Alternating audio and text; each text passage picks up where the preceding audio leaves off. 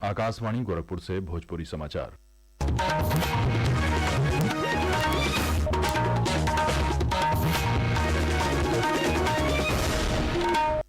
नमस्कार, समाचारन के साथ है हम विकास राय।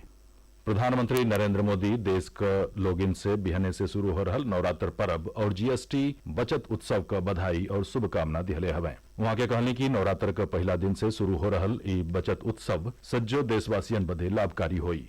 प्रधानमंत्री आज संझा देश क लोगिन के संबोधित करत रहलें। वहां के कहनी कि जीएसटी बचत उत्सव से लोगिन क बचत बढ़ी।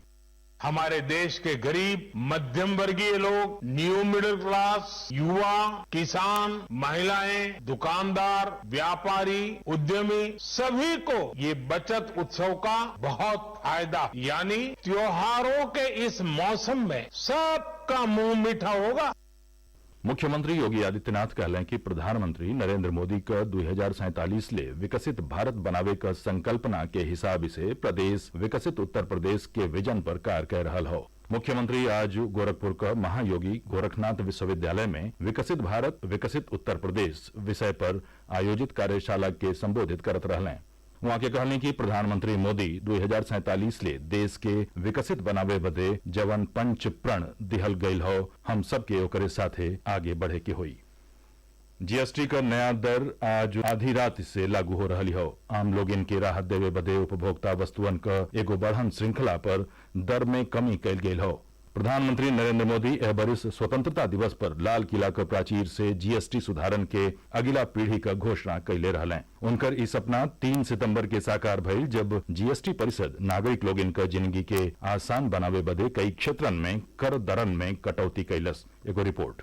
जीएसटी परिषद ने अप्रत्यक्ष कर प्रणाली को 5, 12, 18 और 28% की 4 स्तरीय संरचना से सरल बनाकर 5% और 18% की 2 स्तरीय संरचना में बदल दिया है। तंबाकू और विलासिता की वस्तुओं सहित चुनिंदा वस्तुओं के लिए 40% का एक अतिरिक्त स्लैब की घोषणा की गई है। जीएसटी परिषद ने आम आदमी, श्रम प्रधान उद्योगों, किसानों और कृषि को ध्यान में रखते हुए ये निर्णय लिया है। नए ढांचे के तहत उच्च तापमान वाले दूध, छेना, पनीर, पिज्जा ब्रेड और चपाती सहित खाद्य पदार्थों पर कोई कर नहीं लगेगा। ट्रैक्टर, कटाई मशीनरी और खाद बनाने वाली मशीनों पर जीएसटी 12% से घटाकर 5% कर दिया गया है, जो कृषि क्षेत्र में एक महत्वपूर्ण कदम है। सरकार ने 350 सीसी तक के 2 पहिया वाहनों पर भी जीएसटी को 28% से घटाकर 18% किया है। छोटी कारें, जिन पर पहले 28% टैक्स लगता था, उन्हें नए जीएसटी सुधारों के तहत 18% कर दिया गया है। शिवांग के साथ आदित्य, आकाशवाणी समाचार, दिल्ली। उपभोक्ता कार्य विभाग अगली पीढ़ी क जीएसटी सुधारन की ओर से राष्ट्रीय उपभोक्ता हेल्पलाइन पर जीएसटी शिकायत निवारण क सुविधा शुरू कैले हो। मंत्रालय कहले हवे कि उपभोक्ता अब पोर्टल या टोल फ्री नंबर 1915 के माध्यम से 17 भाषा में अपन शिकायत दर्ज करा सकेलें। सेवा और सुशासन के मंत्र पर चलत प्रधानमंत्री नरेंद्र मोदी की अगुवाई में सरकार परिवर्तन और प्रगति सुनिश्चित करे बदे खूबे कोशिश कर रही हो। आज यह विशेष श्रृंखला सेवा पर्व में हम चर्चा करब कि कैसे मोदी सरकार यूपीआई क्रांति का अगुवाई कैलस और डिजिटल भुगतान के सबके खातिर सहज, सुरक्षित और सुलभ बनौलस।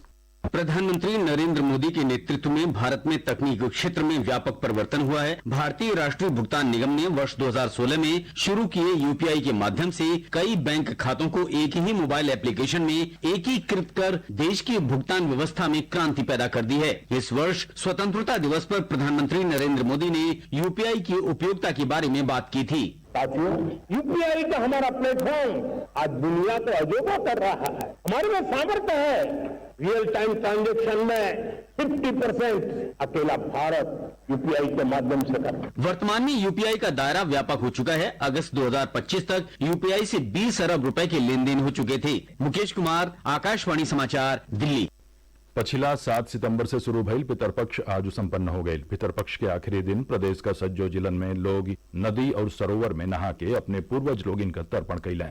बनारस में पितर लोगिन का पिंडदान करे बदे सबेरही से गंगा नदी के घाटन पर लोगिन का बहुते भीड़ रहली। गोरखपुर का राप्ती नदी के तीरे पहुंचल लोग नहाइले के बाद तर्पण कैलें और अपने पितरन के आत्मा का शांति बदे प्रार्थना कैलें। शारदीय नवरात्र बिहने से शुरू हो रहल हो। काली सवेरे श्रद्धालु अपने अपने घरन में कलश स्थापित करके नवरात्र पूजा का शुरुआत करी है। नवरात्र के देखी के प्रदेश का सज्जो देवी मंदिरन और शक्तिपीठन में तैयारी पूरा कर लिहल गयल हो। नवरात्र का पहला दिन माँ भगवती का पहला स्वरूप माता शैलपुत्री का पूजा अर्चना कल जाई। समाचार पूरा भइल। नमस्कार।